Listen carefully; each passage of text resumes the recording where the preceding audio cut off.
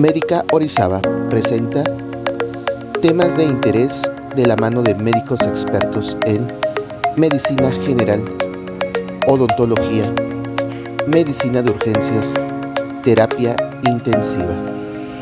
Médica Orizaba, la mejor tienda médica de México, presenta.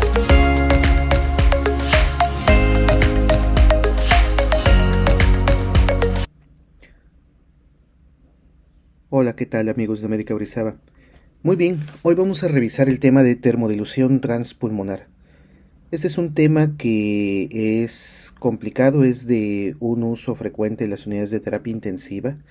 Complicado al inicio. Una vez que podemos desglosarlo y que podemos entender cuál es la técnica y cómo se hacen las mediciones de una termodilución transpulmonar, es más fácil comprenderlo. Entonces es la parte que vamos a revisar el día de hoy, la técnica para las mediciones y cuáles son las mediciones que podemos obtener sobre la termodilución transpulmonar.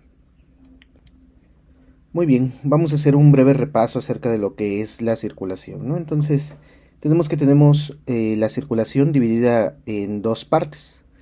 Tenemos una circulación derecha que corresponde a nuestra circulación pulmonar y tenemos una circulación dada por el corazón izquierdo que va a corresponder a nuestra circulación sistémica.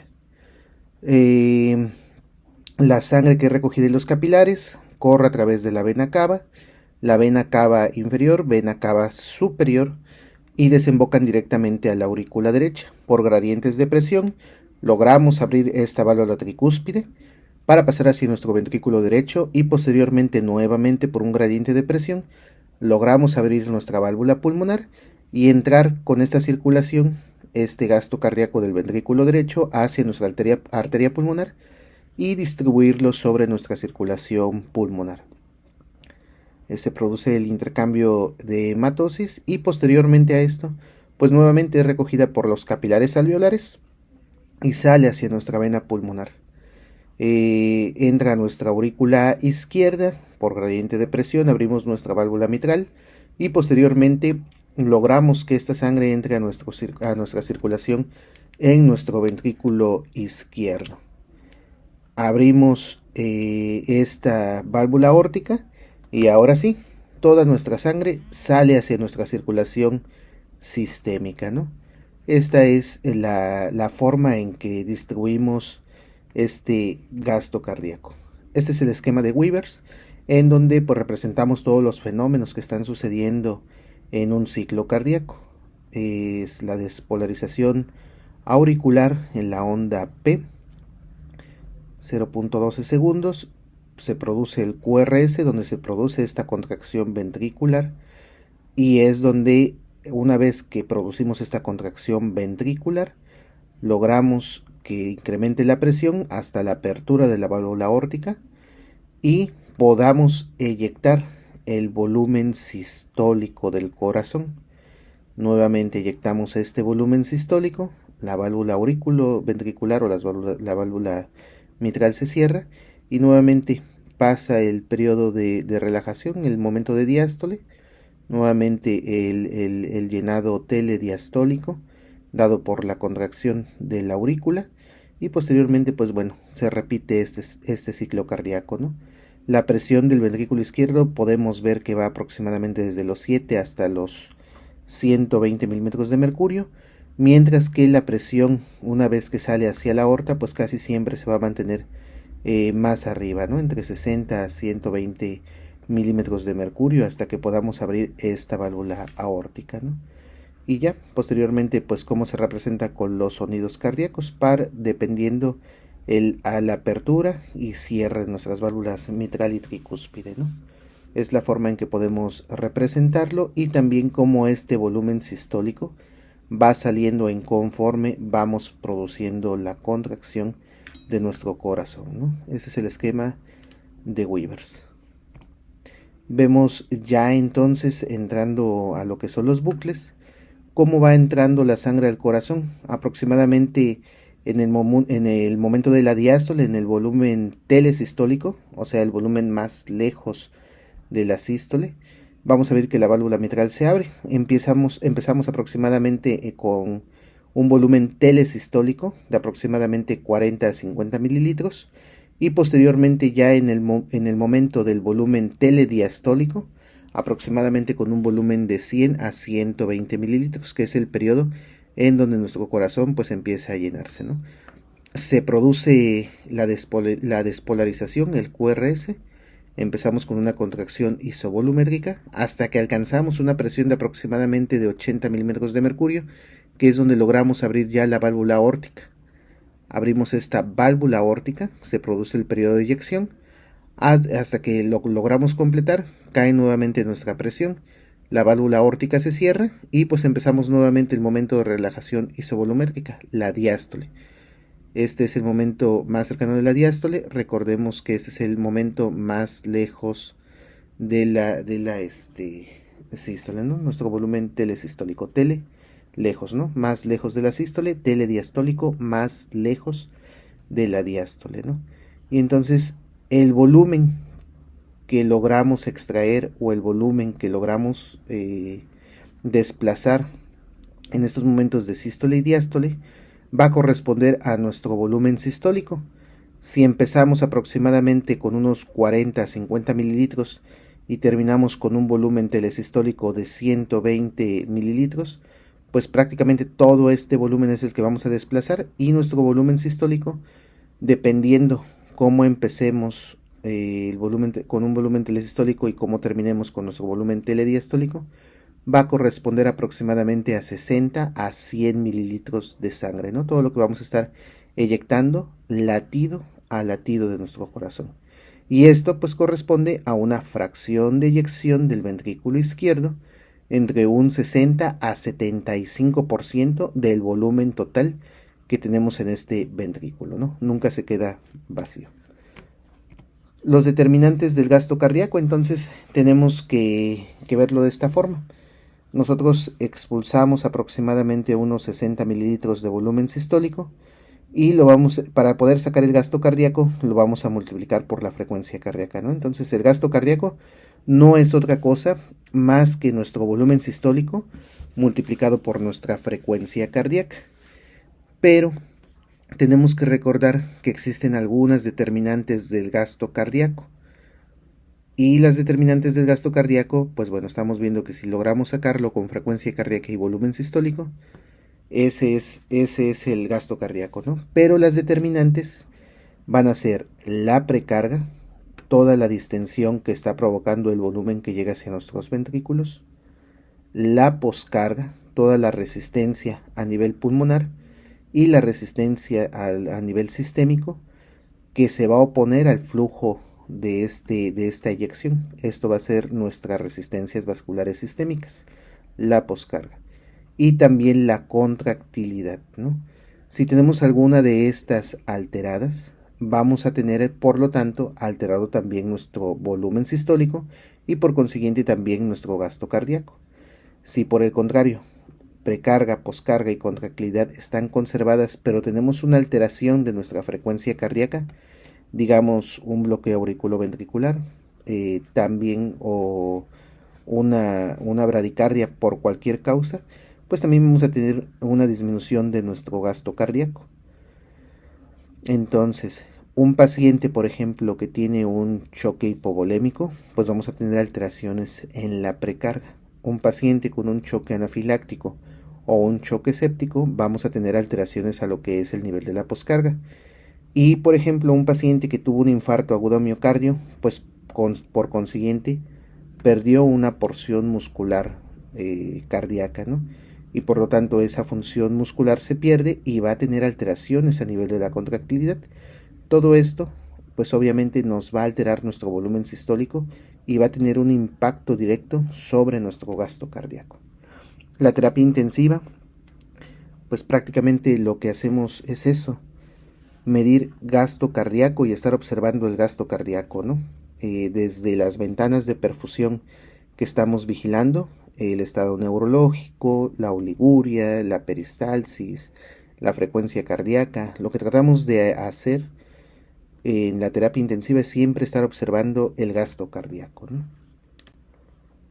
Y bueno, vamos a recordar las fórmulas. El gasto cardíaco es igual a la frecuencia cardíaca por nuestro volumen sistólico.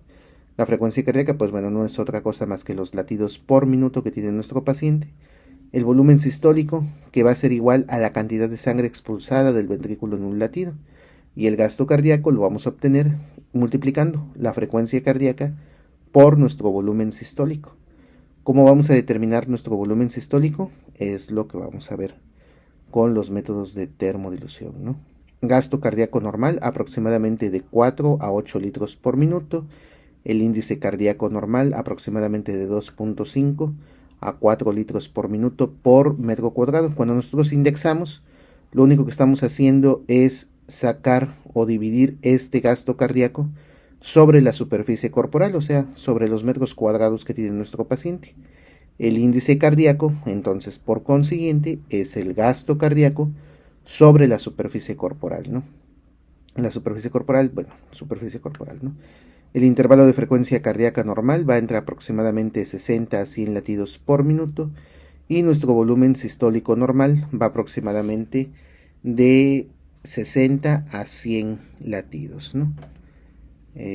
Si multiplicamos 60 por 60 vamos a obtener el gasto cardíaco de un paciente, y si multiplicamos 100 mililitros por 100 latidos por minuto, pues prácticamente estamos teniendo entonces un gasto de 10.000 mililitros. Lo pueden hacer ustedes con su calculadora de aproximadamente 10.000 mililitros, ¿no? Si lo multiplicamos de esa forma, en volumen sistólico por la frecuencia cardíaca, 10.000 mililitros, ¿no?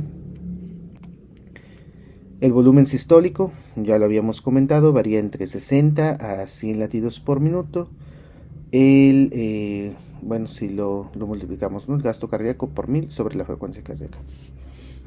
El índice de volumen sistólico, ya habíamos dicho que dividimos este volumen sistólico sobre la superficie corporal y va a corresponder aproximadamente a 33 a 47 mililitros por latido sobre metro cuadrado.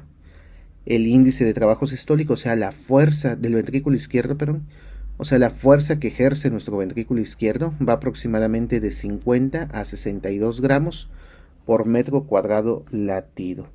Y el índice de trabajo sistólico del ventrículo derecho es aproximadamente de 5 a 10 gramos por metro cuadrado latido. Y aquí vemos la importancia, cómo nuestro ventrículo izquierdo va a estar manejando presiones, mientras que nuestro ventrículo derecho, las resistencias vasculares pulmonares son mucho más bajas y va a estar manejando más bien volumen. Esas son las diferencias en el trabajo sistólico ventricular izquierdo y nuestro VD, nuestro ventrículo derecho, ¿no? Entonces es una forma importante, es una forma en la que podemos ver la importancia que tienen estos dos ventrículos, ¿no? En medicina, en la terapia intensiva, si lo podemos ver de esta forma, prácticamente todo lo que vemos en la terapia intensiva son áreas bajo la curva. El ventilador mecánico tiene curvas. ¿Y qué analizamos? Las curvas.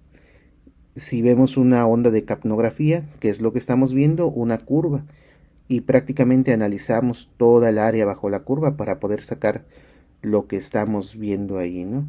Cuando nosotros vemos una curva de pleitismografía, también estamos analizando curvas. Prácticamente todo en la terapia intensiva es ver curvas, ¿no?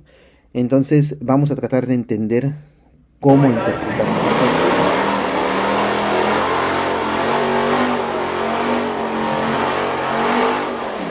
Vamos a ver este video. Tenemos aquí dos vehículos en una competencia, los cuales inician una carrera, se acomodan y en este momento van a iniciar pues la competencia, ¿no? Inician y van a empezar a acelerar poco a poco hasta llegar al máximo de velocidad y poder llegar hasta el final de la meta para ver quién va a llegar primero y quién va a ganar, ¿no? Entonces llegan aquí al final de la meta y toman el tiempo, ¿no? Si nosotros pudiéramos graficar la forma en que estos vehículos fueron avanzando a través de la línea del tiempo, veríamos que alcanzaron una velocidad máxima o recorrieron aproximadamente 100 metros, digamos en aproximadamente 5 segundos, ¿no? Esto va a reflejarse o lo vamos a interpretar como que tuvo una velocidad promedio de aproximadamente 20 metros por segundo. Y si nosotros lo pudiéramos graficar en una curva o lo pudiéramos graficar en una, pues literal, en una gráfica, lo veríamos de esta forma, ¿no? Veríamos que recorrieron aproximadamente en 5 segundos aproximadamente 100 metros, ¿no? En cuanto a su velocidad promedio. Sin embargo, sabemos que estos vehículos empezaron con una velocidad de 0 kilómetros por hora. Empezaron acelerando y posteriormente alcanzaron su velocidad máxima. Entonces, la curva no la vemos lineal, sino que la vemos de esta forma, ¿no? El momento mínimo en donde empiezan a acelerar y posteriormente, poco a poco empiezan a alcanzar la velocidad máxima hasta terminar los 100 metros de recorrido que hicieron, ¿no? Entonces la curva no se ve lineal como la vimos hace rato, sino que queda con esta forma, ¿no? ¿Cómo calculamos el área de los círculos? Recordemos que para sacar el área de un círculo multiplicamos pi por radio al cuadrado, ¿no? El valor de pi ya todos lo sabemos y esto lo inferimos, o esta fórmula de pi por radio al cuadrado la inferimos porque si nosotros pudiéramos cortar este círculo en triángulos y pudiéramos acomodar estos triángulos de manera que pudiéramos formar un trapezoide, nosotros es más fácil poder sacar el área de este círculo. Entonces descomponemos este círculo en triángulos pequeños, los acomodamos, sacamos un trapezoide y ahora sí podemos calcular el área de este círculo. Entonces tenemos que el área del círculo es pi por radio al cuadrado, ¿no? Ahora, nosotros en las curvas que vemos aquí en medicina y como las veíamos con el ejemplo del auto, vamos a ver que las curvas también tienen una parábola o tienen una forma elíptica, ¿no? Una forma que se asemeja a un círculo, ¿no? Entonces, para sacar el área bajo la curva, vamos a ocupar lo que es el cálculo integral o lo que son las derivadas, que una derivada no es otra cosa más que calcular el área bajo la curva de una función dada. Entonces, el área bajo la curva va a ser igual a la función o la integral de a b, ¿no? Vamos a calcular esta área bajo la curva. Y para ello podemos ir descomponiendo esta curva poco a poco. Vamos a dibujar un rectángulo y podemos calcular el área, podemos empezar a calcular el área bajo la curva, ¿no? Sin embargo, si trazamos rectángulos muy grandes, vamos a ver que hay áreas que no podemos todavía calcular.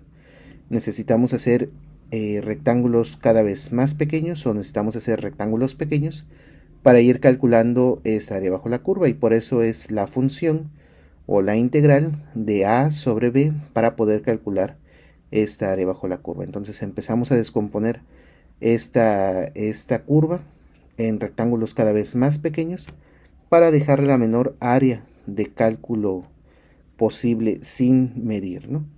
Y es precisamente lo que hacen nuestros monitores, lo que nos hacen los monitores que tenemos en la terapia intensiva. Digamos, capnografía volumétrica, digamos, termodilución transpulmonar, digamos, volúmenes respiratorios, digamos, presiones. Todo lo que van a hacer es medir áreas bajo la curva, ¿no? Así es como lo ve el monitor de análisis de curva por análisis de presión arterial. Descompone estas curvas en rectángulos pequeños y va calculando poco a poco el área bajo la curva de esta curva de presión arterial. Más adelante vamos a ver cómo se conforma esta curva, ¿no? Pero ya sabemos, ahora sí, cómo es el algoritmo, cómo funcionan, a base de qué están funcionando estos equipos de medición, ¿no? Y para ello ya vamos a entrar propiamente a hablar de la técnica de termodilución. Nosotros en la naturaleza tenemos varios tipos de sistemas. Tenemos sistemas aislados, tenemos sistemas cerrados en donde hay un intercambio de energía, pero no hay un intercambio de materia, ¿no? Por ejemplo, una batería de un auto, una batería de esas que ocupamos para los aparatos electrónicos, tienen intercambio de energía, pero no tienen intercambio de materia. Y nosotros, los humanos, pues somos los seres vivos, somos un sistema abierto, ¿no? En donde tenemos un intercambio de energía y también tenemos un intercambio de materia. Nosotros somos eso, ¿no? Entonces podemos medir tanto el intercambio de energía como podemos medir también el intercambio de materia.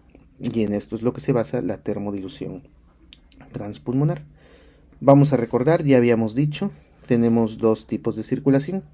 La circulación pulmonar viene de los capilares de los órganos, a través de la vena cava, entra a nuestra aurícula derecha, pasa a la tricúspide, llega a nuestro ventrículo derecho y posteriormente es transportada hacia los pulmones. Regresa por la vena pulmonar hacia nuestra aurícula izquierda, ventrículo izquierdo, y sale hacia nuestra circulación sistémica, ¿no? Es importante que veamos también cómo es la velocidad a través de los vasos. Entre más grande es un vaso, más lenta va a ser, perdón, más rápida va a ser la circulación.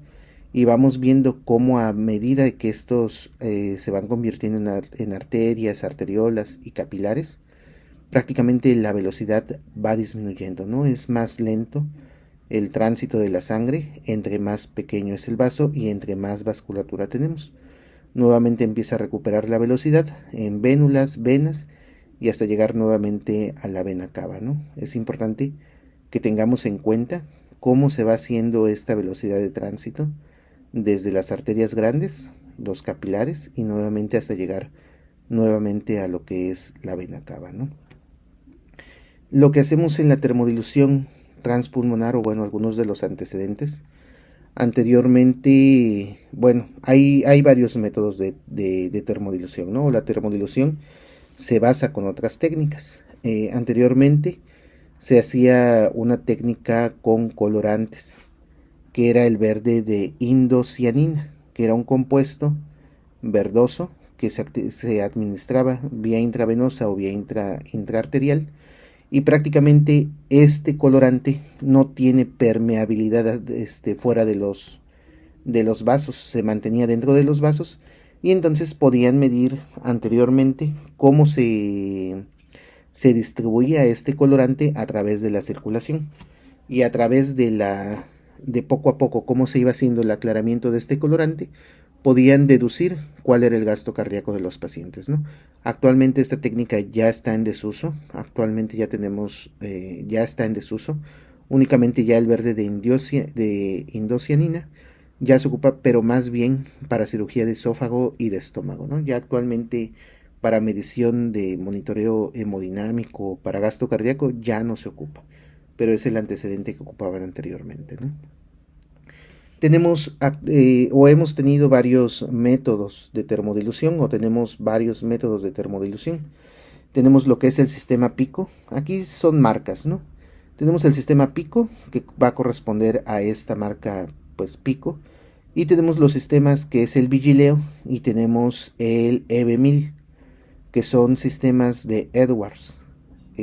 Prácticamente son únicamente marcas, ¿no?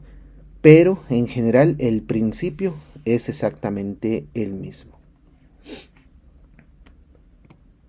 Y el principio pues es prácticamente este. Anteriormente lo que se hacía con los catéteres de Swan-Ganz, el catéter de Swan-Ganz, pues bueno, ya sabíamos, accedíamos por medio de una vena, llegábamos a la aurícula derecha, y de la aurícula derecha con un catéter de flotación o el mismo catéter de Swan-Ganz insuflábamos el globo, y por técnica de flotación el mismo globo era arrastrado hasta la arteria pulmonar, ¿no? Y se enclavaba, y ahí es donde podíamos hacer la medición de la presión de enclavamiento de la arteria pulmonar. Este mismo catéter tenía o se podía adaptar dependiendo la marca para poder hacer la termodilución de la arteria pulmonar. Se inyectaba al inicio aquí el indicador, ya sea por colorimetría o por termodilución, o sea, se aplicaba una solución fría, y lo que se hacía era medir el tránsito hasta que llegaba a la punta de la arteria pulmonar, y obteníamos la técnica de termodilución de la arteria pulmonar. A diferencia de actualmente lo que tenemos con el sistema PICO y con los sistemas de Edwards, que es la termodilución transpulmonar, en donde nosotros a través del termistor distal, o sea, a través de nuestro catéter venoso central, inyectamos una solución fría, un indicador frío, y pues bueno, va a pasar por la circulación, aurícula derecha, ventrículo derecho, circulación pulmonar, regresa nuevamente a la circulación pulmonar, pasa a la aurícula izquierda, ventrículo izquierdo, y sale hacia nuestra circulación sistémica. Recorre prácticamente toda la aorta hasta que llegamos a nuestro catéter que está colocado en la arteria femoral. En la termodilución transpulmonar se recomienda que esté este catéter instalado en la arteria femoral derecha, ¿no? Entonces, así es como hacemos la termodilución transpulmonar y por eso es que se llama transpulmonar, ¿no? Porque inyectamos el indicador desde un catéter venoso central, recorre prácticamente toda la circulación derecha, toda la circulación izquierda, y la información de dilución de la temperatura del indicador frío que estamos inyectando se va a recoger directamente en un termistor distal, a diferencia de nuestro catéter de termodilución de la arteria pulmonar, que nada más se inyectaba en el catéter venoso central y no únicamente íbamos a ver el recorrido de nuestro corazón derecho, ¿no? Son las dos diferencias que tienen estas técnicas: termodilución de la arteria pulmonar y termodilución transpulmonar, ¿no? Por lo tanto, aquí estamos observando la diferencia entre las curvas de ambas técnicas. Al ser una circulación más corta, un recorrido más corto el que tiene que recorrer nuestro indicador, el catéter de la arteria pulmonar, pues la curva es mucho más chica, menos amplia, ¿no? Como lo veíamos con el ejemplo de los carros, entre más rápido vaya un indicador, entre más rápido sea recorrido, más pronunciada o más elevada va a estar nuestra curva. Sin embargo, la termodilución transpulmonar, como nosotros estamos inyectando aquí, esto es lo que estamos detectando a nivel de nuestro catéter venoso central, inyectamos nuestro indicador, vemos el recorrido y vemos al final la información que es recolectada por nuestro catéter distal. Es un recorrido mucho más largo, es un recorrido mucho más lento, y por eso es que tenemos esta diferencia de curvas. Una curva pronunciada en la termodilución de un catéter arterial pulmonar contra la termodilución transpulmonar, que tiene un camino mucho más largo que recorrer, y esto es lo que explica la diferencia entre estas dos curvas, ¿no? Una vez que nosotros ya vamos a enfocarnos directamente a lo que es la termodilución transpulmonar, una vez que nosotros inyectamos nuestro bolo de solución fría, empieza el termistor a recolectar información sobre la diferencia de temperatura. Recordemos que esta solución debe ser una solución fría con una diferencia de la temperatura corporal de aproximadamente de menos 10 grados para que podamos hacer estas indicaciones, ¿no? No valen, he escuchado con médicos inclusive de la terapia intensiva que bolos de solución a aire a temperatura ambiente también funcionan. No funcionan, en realidad es una técnica que requiere una diferencia de temperatura con respecto a la temperatura sanguínea que tiene, ¿no? Y entonces tenemos lo que es nuestra ecuación de Stewart-Hamilton, que es lo que utiliza nuestro sistema de monitoreo Edwards o el sistema PICO, en donde el gasto cardíaco va a ser igual a la diferencia de la temperatura sanguínea menos la temperatura inyectada por el volumen que inyectamos por una constante. Esta constante ya está dada dependiendo del sistema, el sistema PICO o el sistema Edwards, ¿no? Y lo vamos a dividir sobre la integral del área bajo la curva del área bajo la curva, ¿no? Sobre la integral del área bajo la curva, ¿no? Para poder saber cuál va a ser nuestro gasto cardíaco, ¿no? Y a través de ahí logramos determinar nuestro gasto cardíaco. Esta es la ecuación de Stewart-Hamilton para saber nuestro gasto cardíaco. Temperatura sanguínea menos temperatura de la solución inyectada por el volumen inyectado por la constante sobre el área bajo la curva de esta solución, ¿no? Es la fórmula de Stewart-Hamilton. Si nosotros empezamos a descomponer esta curva o la empezamos a desglosar, vamos a ver que vamos a tener dos partes de la curva. Una primera parte que va a corresponder al tránsito medio desde que inyectamos nuestra solución hasta que empieza la caída de temperatura en aproximadamente un 80%, y la zona de caída exponencial que corresponde desde aproximadamente la caída del 80% de temperatura hasta aproximadamente un 40% de la temperatura que tenía ese indicador, esa solución fría que inyectamos. Y ahorita vamos a ver cómo se hace esa medición, ¿no?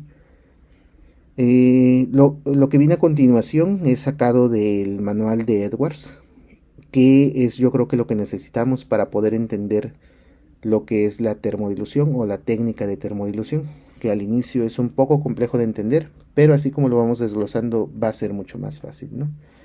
El sistema de Edwards se llama Volume View, y lo que tiene es trae dos transductores, ¿no? Un transductor que es propiamente el Volume View, que tiene un termistor, o sea, tiene un termómetro en la punta del catéter femoral, y también puede medir la presión de que está ejerciendo la arteria femoral sobre nuestro catéter. Entonces, por eso es que vemos dos salidas. Esta que es propiamente del Volume View, donde estamos midiendo el cambio de presión de la arteria femoral, y tenemos el termistor en donde vamos a estar monitoreando los cambios de temperatura. Y aparte también tiene una entrada hacia nuestro catéter venoso central, en donde aquí vamos a estar monitoreando los cambios de presión venosa central, y tenemos aquí la entrada donde vamos a estar inyectando nuestro indicador. Pueden ser bolos de 10, de 15 o de 20 mililitros. El recomendado es que sean aproximadamente bolos de 15 mililitros. Y hacemos aquí en esta entrada nuestra inyección del indicador. Y aquí tenemos un termistor, el termistor de entrada, donde empieza a detectar los cambios de temperatura. Y este va directamente a nuestro catéter venoso central, ¿no? Esos son los componentes del catéter venoso central. Y nuestro catéter femoral, donde estamos monitoreando, entonces ya quedamos los cambios de presión a nivel de la arteria femoral y la temperatura de la arteria femoral, ¿no? Para estar viendo los cambios de temperatura de estas dos partes. Entonces, ¿qué mide el sistema EB1000 Volume View? Que es el que, bueno, en nuestra terapia intensiva de Mérida, Yucatán tenemos. Mide dos cosas. Va a medir el análisis de contorno de onda de nuestra arteria femoral y va a medir también la termodilución. El análisis de contorno de onda va a ver este pico sistólico, va a estarlo graficando continuamente, y va a ir calculando latido a latido el área bajo la curva de este volumen sistólico.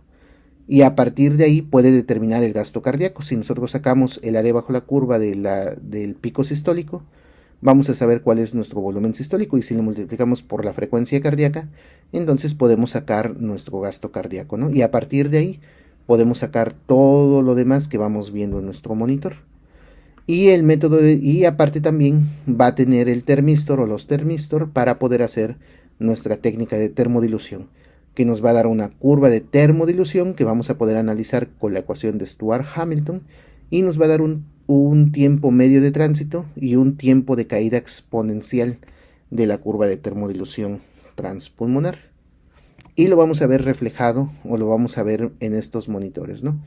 Este es el monitor de análisis de contorno de onda, y este es nuestro monitor de análisis de termodilución. El análisis de contorno de onda, este sistema EB1000, tiene dos diferentes formas de poderlo medir. Tenemos un ClearSight, que no es otra cosa más que un oxímetro que se coloca a nivel de los dedos, y va a estar monitoreando, así como monitorea el pulso de la onda de presión arterial. Este va a estar monitoreando la curva de pletismografía, la curva del oxímetro, y va a estar graficando y va a estar calculando exactamente lo mismo: el área bajo la curva del pico sistólico de esta pleitismografía, ¿no? Y tenemos también el transductor de FlowTrack, en donde vamos a estar midiendo directamente la presión arterial. Ya puede ser, este FlowTrack puede funcionar a nivel de una arteria periférica o puede funcionar también a nivel de la arteria femoral, ¿no? Esto lo único que hace es calcular el área bajo la curva del pico sistólico. Y lo vamos a ver aquí, ¿no? Entonces va a indexar, ya dijimos que indexar es dividir ese volumen sistólico sobre los metros de superficie corporal del paciente y va a calcular el volumen sistólico indexado. Esto lo va a multiplicar por la frecuencia cardíaca, lo pueden ir haciendo con su calculadora, 23 por 87, y nos va a dar un índice cardíaco de 2 litros por minuto o un gasto cardíaco de 2 litros por minuto. Si nosotros dividimos o hacemos la ecuación para sacar el índice de resistencias vasculares, pues el índice de resistencias vasculares lo podemos sacar la PAM menos la PVC sobre la PAM por 80 y podemos sacar nuestro índice de volumen de resistencias vasculares sistémicas, ¿no? Entonces prácticamente las variables que está midiendo constantemente es el volumen sistólico, lo multiplica por la frecuencia cardíaca que está haciendo la medición para sacar nuestro índice cardíaco y calcula las resistencias vasculares sistémicas haciendo la ecuación o la cuenta de la PAM y la PVC, ¿no? Y aparte también va a estar midiendo a latido la variación de volumen sistólico y esto nos va a permitir tomar algunas otras decisiones con nuestros pacientes, ¿no? Entonces, esta es la parte del análisis de contorno de onda. Y ya hablando propiamente de la técnica de termodilución, que consiste en la aplicación de bolos fríos de aproximadamente 15 mililitros hacia nuestro paciente, va a ser dada por este catéter de Bol-on-View, que no es otra cosa más que un FlowTrack también, pero con la diferencia de que tiene termistor, ¿no? Entonces, con este sistema de Bol-on-View ya podemos hacer otros cálculos, como es el índice térmico pulmonar, el índice térmico intratorácico, y a partir de ahí podemos ir sacando otros índices diferentes que vamos a ir viendo a continuación. Algunos de los más importantes o más representativos para lo que nos sirve este equipo de termodilución es el agua extravascular pulmonar, ¿no? Que es algo de mucha importancia en los pacientes de terapia intensiva, ¿no? Entonces, ¿qué mide la termodilución transpulmonar? Por termodilución vamos a sacar lo que es el gasto cardíaco y su valor indexado, ¿no? El gasto cardíaco dividido sobre los metros de superficie corporal del paciente. Vamos a poder sacar el volumen global de eyección, que va a ser la suma de los volúmenes al final de la diástole y va a equivaler a la precarga cardíaca, ¿no? El ELWI, que es el agua pulmonar extravascular, y nos va a valorar el equivalente o grado de edema pulmonar, el índice de permeabilidad pulmonar y el volumen de sangre intratorácico, ¿no? Que nos va a estar valorando también la precarga de nuestros pacientes. Este es un monitor de termodilución transpulmonar y aquí vemos precisamente estos valores que habíamos dicho, ¿no? Ahorita los vamos a desglosar poco a poco. Ya habíamos dicho que la técnica de termodilución se trata de esto, ¿no? Inyectamos un bolo de solución fría a través de nuestro catéter venoso central. Va a recorrer esta solución todo lo que es la circulación derecha, la circulación pulmonar, la circulación izquierda, hasta salir nuevamente por la aorta y empezar el recorrido por la circulación sistémica, y la información de este bolo de temperatura va a ser recolectada por el termistor distal y vamos a poder graficar la curva de termodilución transpulmonar y obtenemos dos mediciones: la curva de tiempo medio de tránsito y el tiempo de caída de pendiente exponencial. Y ahorita vamos a desglosar a qué corresponde, ¿no? Entonces el gasto cardíaco lo vamos a sacar por esta técnica con la ecuación de Stewart-Hamilton, ¿no? Temperatura sanguínea menos la temperatura de inyección por el volumen de inyección por la constante que ocupe nuestro equipo, ya sea el pico o el EV1000, sobre el área por debajo de la curva de esta función dada, ¿no? De esa curva de termodilución transpulmonar. El primer valor que vamos a estar calculando por esta técnica es el volumen térmico intratorácico, que prácticamente nos va a medir el volumen al final de la diástole de nuestra aurícula derecha, volumen al telediastólico o volumen al final de la diástole de nuestro ventrículo derecho, el volumen de las arterias pulmonares, el volumen térmico pulmonar y nuestro volumen al final de la diástole de nuestra aurícula izquierda y volumen de la diástole de nuestro ventrículo izquierdo. Entonces vamos a tener prácticamente, ya lo vimos, ¿no? Inyectamos el indicador frío a través de nuestro catéter venoso central y vamos a hacer la recolección de la temperatura al final con nuestro catéter femoral y lo va a recoger, y esta información la va a recolectar nuestro termistor distal. Y al final pues vamos a tener esto, ¿no? El volumen térmico intratorácico, que no es otra cosa más que el volumen total que tenemos en ambas circulaciones, circulación izquierda, circulación pulmonar y circulación derecha, circulación pulmonar y circulación izquierda, ¿no? Entonces vamos a tener prácticamente la medición de todas estas cavidades. Y esto, ¿cómo lo vamos a calcular? El índice o el volumen térmico intratorácico va a ser igual al gasto cardíaco que obtenemos por el análisis de contorno de onda por el tránsito medio.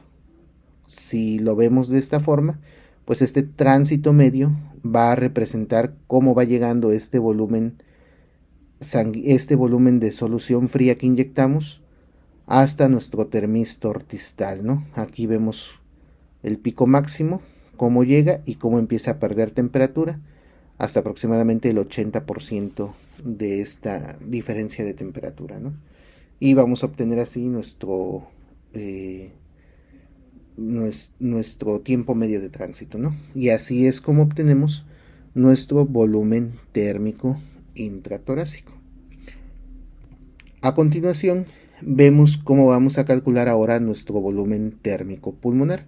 Y nuestro volumen térmico pulmonar va a corresponder a la fase de pendiente de caída exponencial. Aproximadamente esta caída de tiempo exponencial va a corresponder de cuando empezamos a perder entre un 80 a un 40% de la temperatura de nuestro bolo de solución fría que inyectamos. Y entonces este volumen térmico pulmonar, lo que vamos a hacer es excluir las 4 cavidades cardíacas, ¿no? Entonces multiplicamos nuestro gasto cardíaco por el tránsito medio, por el tiempo de caída exponencial, y así es como obtenemos nuestro volumen térmico pulmonar. Todo esto no se preocupen, todo esto lo hace ya directamente el algoritmo del equipo que estemos utilizando, ¿no? Pero es la forma en que obtiene esta información. A continuación, entonces, si nosotros quisiéramos saber cuál es el gasto telediastólico global, pues lo que vamos a hacer es restar al volumen térmico total, o sea, las 4 cavidades de la circulación pulmonar, menos el volumen térmico pulmonar, donde excluimos las 4 cavidades cardíacas. O sea, restamos el gasto cardíaco del tránsito medio menos el gasto cardíaco del tiempo de caída exponencial. Y así es como vamos a obtener ahora el volumen que están inyectando estas 4 cavidades, sin tener en cuenta nuestro volumen pulmonar. Entonces aquí lo vemos representado. Volumen térmico intratorácico, donde vemos las 4 cavidades más nuestra circulación pulmonar. Le restamos este volumen térmico pulmonar y lo que nos queda es nuestro volumen diastólico final global. Volumen diastólico de la aurícula derecha, del ventrículo derecho, aurícula izquierda y ventrículo izquierdo, ¿no? Y aproximadamente este valor corresponde entre aproximadamente 680 a 800 mililitros por metro cuadrado. Y cuando decimos metro cuadrado, nos referimos al índice, ¿no? Porque está indexado. ¿Cómo calculamos el volumen térmico pulmonar? Entonces, multiplicamos el volumen diastólico global por 0.25 y así es como obtiene el volumen térmico pulmonar. ¿Y cómo obtiene entonces ahora el agua extrapulmonar? Si restamos el volumen térmico pulmonar menos el volumen pulmonar, vamos a obtener entonces el volumen de agua extrapulmonar que tenemos en los pacientes. Volumen térmico pulmonar menos volumen térmico pulmonar volumen térmico pulmonar menos el volumen sanguíneo pulmonar. Aquí está mal esto que estoy escribiendo. Y así es como obtenemos nuestro valor de agua extrapulmonar.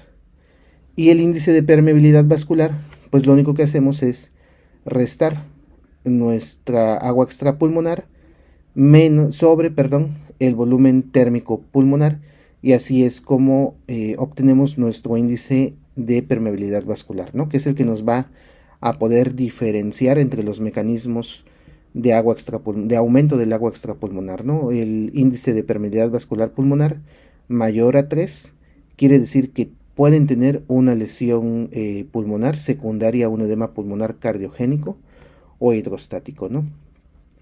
Y aquí en este resumen que hace el doctor Tebul y el doctor Javier Monet, pues vemos cómo obtenemos estos volúmenes de las cavidades o estos volúmenes por termodilución transpulmonar, ¿no?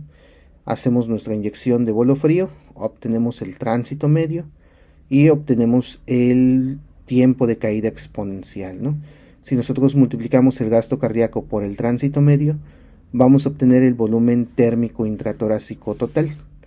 Y si multiplicamos el gasto cardíaco por el tiempo de caída exponencial, obtenemos el volumen térmico pulmonar. Para poder obtener nuestro volumen diastólico global, pues restamos el índice térmico total pulmonar, el volumen térmico torácico menos el volumen térmico pulmonar, y así es como obtenemos el volumen global diastólico, ¿no? Y este volumen intratorácico lo podemos calcular multiplicando el gasto de eyección total, el valor diastólico global por 1.25, y así es como obtenemos también este valor, ¿no? Y el agua extravascular pulmonar, pues no hacemos otra cosa más que restar del volumen intratorácico total nuestro volumen sanguíneo pulmonar total, ¿no? Intratorácico total. Y así es como obtenemos nuestra agua extravascular pulmonar. Estos son los valores que ocupamos, estos son los valores que obtenemos con la técnica de termodilución. Y nos damos cuenta que podemos calcular varios determinantes del gasto cardíaco. Podemos calcular la precarga por medio del índice de volumen global al final de la diástole, que ya habíamos dicho que corresponde aproximadamente a 680-800 mililitros de sangre por metro cuadrado, ¿no? Podemos valorar también la poscarga, que por medio de las resistencias vasculares sistémicas. Podemos valorar la contractilidad de nuestros pacientes con la función cardíaca indexada, la contractilidad del volumen del ventrículo izquierdo, el poder mecánico o el poder cardíaco, y podemos estar valorando también lo que es el edema pulmonar por medio de la medición del agua extravascular pulmonar, que va a corresponder este agua extravascular pulmonar de aproximadamente 3 a 7 mililitros por kilogramo de peso del paciente. Y el índice de permeabilidad vascular, que nos va a poder predecir de qué origen es este edema agudo pulmonar o este edema pulmonar por medio del índice de permeabilidad pulmonar, ¿no? Y este índice de permeabilidad va aproximadamente de 1 a 3. Algunas de las ventajas que tenemos con estas mediciones es que el método cardíaco medido por termodilución transpulmonar va a ser tan confiable como la termodilución pulmonar, que mucho tiempo se consideró el gold estándar, y actualmente pues esta técnica de termodilución pulmonar ya está completamente en desuso, ¿no? Podemos estar midiendo el gasto cardíaco medido por análisis de onda, que va a ser una medida continua, es una medición muy precisa que ya está validada, y va a evaluar cambios pequeños y a corto plazo, y de hecho lo ocupamos para hacer, por ejemplo, evaluaciones de respuesta a volumen, ¿no? El volumen telediastólico global va a reflejar mejor la precarga que otros marcadores de presión de la precarga. La variación del volumen sistólico es una evaluación automatizada de la capacidad de respuesta a fluidos o de respuesta a volumen. El índice de función cardíaca o la fracción de eyección global puede usarse como alarma para disminución de la función sistólica del ventrículo izquierdo. El agua pulmonar extravascular va a estimar directamente el volumen de edema pulmonar y nos va a permitir pues varias cosas que vamos a mencionar ahorita en un momento más. El índice de permeabilidad vascular pulmonar va a estimar directamente la permeabilidad pulmonar y nos va a permitir distinguir el edema pulmonar hidrostático de la permeabilidad, ¿no? Algunos de los inconvenientes que tiene es que el gasto cardíaco medido por termodilución transpulmonar, pues vamos a necesitar estar inyectando esos bolos de solución fría, entonces no va a proporcionar una medición continua, ¿no? El gasto cardíaco medido por análisis de contorno de pulso o por contorno de onda va a requerir una recalibración regular. Por lo regular es una vez por turno, ¿no? Pero son 3 veces que hay que estarlo calibrando al día, ¿no? Para algunas personas es muy complicado esto.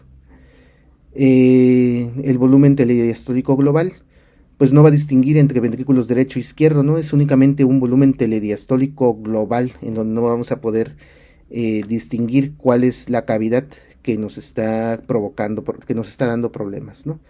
La variación del volumen sistólico no se puede utilizar en caso de respiraciones espontáneas y en general esta técnica de termodilución y análisis de contorno de onda, si el paciente tiene respiraciones espontáneas, es una técnica que no vamos a poder estar midiendo de una forma adecuada, ¿no?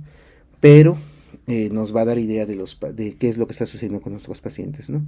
El índice de función cardíaca, la fracción de eyección global, puede sobreestimar la función sistólica del ventrículo izquierdo en caso de dilatación del ventrículo derecho. Son marcadores indirectos de la función sistólica cardíaca, pero no evalúa con precisión la estructura y función cardíacas, ¿no? Ya decíamos, únicamente nos va a dar el volumen de esas 4 cavidades. ¿Cuál es la que tenemos afectada? No lo sabemos, ¿no? Y el agua extravascular pulmonar va a ser poco fiable en caso de que presentemos una tromboembolia pulmonar o que nuestro paciente tenga resección pulmonar y grandes derrames pleurales, ¿no? Y el índice de permeabilidad vascular pues tiene estos mismos inconvenientes que el agua extravascular pulmonar. ¿Es válida la estimación del agua extravascular pulmonar? Ya se ha validado. Actualmente hay 3 formas de determinar esta agua extravascular pulmonar. ELWI por tinte térmico, que ya lo mencionamos hace un momento. La gravimetría es el gol estándar, ¿no? Pero tenemos la desventaja que la gravimetría únicamente lo podemos dar en autopsias, no lo podemos medir en pacientes vivos, ¿no? O sea, alguien quitó el pulmón de pacientes, los empezó a pesar, posteriormente los desecaba y medían las cenizas y así es como sacaban el agua extrapulmonar que tenían estos pacientes. Y es como empezaron a investigar varios trastornos que se producían por aumento de agua extravascular pulmonar. Pero ya se validó que tiene una correlación de aproximadamente del 90% contra la gravimetría, la termodilución transpulmonar. Entonces sí es una buena validación, ¿no? Las indicaciones: choque, principalmente por un síndrome de distrés respiratorio agudo. Nos sirve también para clasificar el edema pulmonar.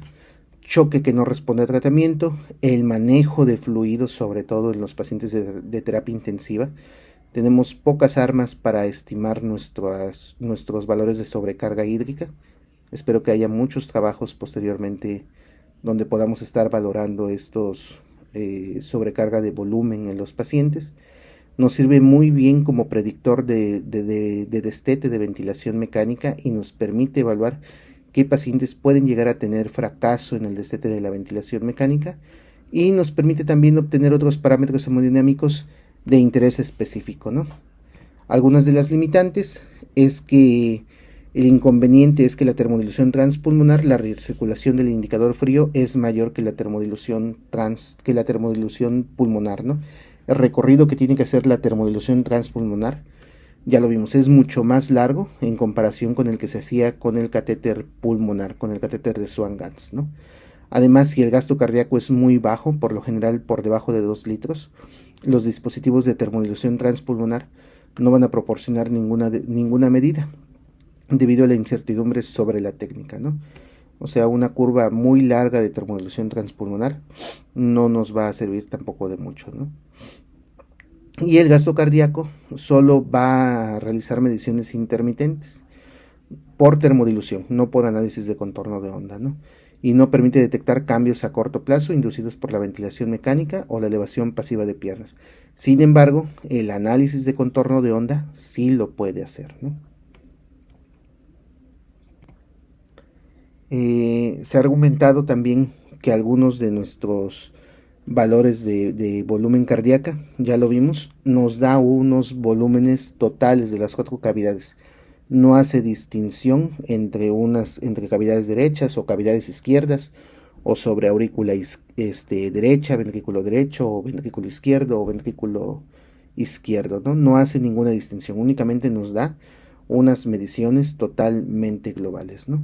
Y algunos efectos secundarios de la termodilución transpulmonar, pues principalmente hematomas locales tras la inserción. Obviamente es una punción arterial la que estamos realizando en aproximadamente 4.5% de los pacientes, y también la presencia de hematomas al momento de la retirada de 1.2% de los pacientes del catéter. Otras complicaciones graves que las hemos llegado a presentar y las hemos presenciado y son potencialmente mortales: la isquemia en aproximadamente 0.4%, la pérdida del pulso en 0.4% también de los pacientes, y la trombosis de la arteria femoral en 0.2% de los pacientes, ¿no? Fueron infrecuentes o son infrecuentes, transitorias, y la mayor parte se resuelven con la extracción del catéter, ¿no? O la embolectomía. Hay que estar vigilando mucho estos catéteres, ¿no? Pues bueno, aquí hablamos un poco sobre la técnica, ya entendimos cómo se realizan estas mediciones de termodilución transpulmonar, y posteriormente, pues bueno, vamos a estar platicando un poco más acerca de cómo se hacen estas mediciones, para qué nos sirve sobre todo el agua extravascular pulmonar, pero espero que les haya gustado mucho. Eso es todo por el momento, muchas gracias a todos.